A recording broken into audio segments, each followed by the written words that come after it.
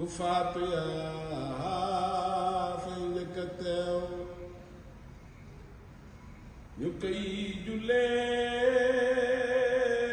nga di fa teew ñi sul nga ànd ak ñoom di teew ñu dem nga des tontu la yoon